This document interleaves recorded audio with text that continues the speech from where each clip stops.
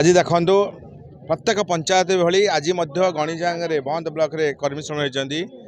हजार संख्यार माँ मैंने युवक मैंने छात्र मैंने सामिल होते विजु जनता दल को समर्थन रही आज शपथ नहीं माननीय मुख्यमंत्री षष्ठ थर मुख्यमंत्री करने सहित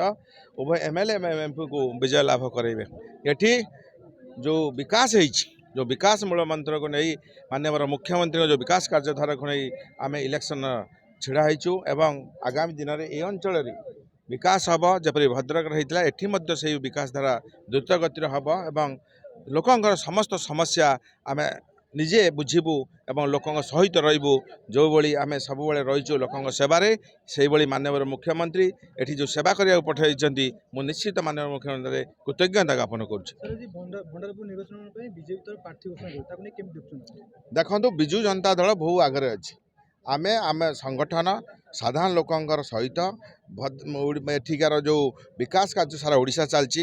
एवं माननीय मुख्यमंत्री विभिन्न योजना माध्यम साधारण लोक रही ताकू पाठ्यकार आम निर्वाचन जाऊँ। विजु जनता दल एक दृढ़ संगठन भंडारीपुर अच्छी आमे आम संगठन लड़िया जाऊँ एक विपुल विजय आड़ को जाऊँ। बंद ब्लॉक गणिजा ग्राम पंचायत विजु जनता दल आगामी 1 तारिख जो निर्वाचन अच्छी विशाल कर्मी समावेश ये समावेश प्रमाणित करिछि आगामी दिन में माननीय मुख्यमंत्री षष्ठ थर मुख्यमंत्री हेबे एवं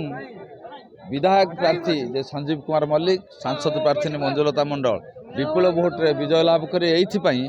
आज प्रमाणित करिसेंति माननीय मुख्यमंत्री जे महिला मानक प्राधान्य देइसेंति जे सांसद प्रार्थी मंजुलता मंडल द्वितीय बार प्रार्थी होइसेंति एवं जहाँकर बापा भाई 6 थर विधायक होइसेंति भद्रक जिलूर धामनगर निर्वाचन जे भली भाव में अग्रगति को आगू नहीं आज प्रमाणित करेंगे भंडारपुर निर्वाचन मंडल एणु समस्ते भंडारपुरवासी संजीव कुमार मल्लिक एवं मंजुलता मंडल को विपुल भोट्रे भोट दे जययुक्त करेंगे। ये जड़े प्रथम महिला सांसद ये भंडारपुर अंचल 8 थर सांसद होती एभली केवे भद्रकर समस्या को लेकिन दिल्ली दरबार उपस्थापन कर नथिले जहाँकि मंजुलता मंडल उपस्थापन कर।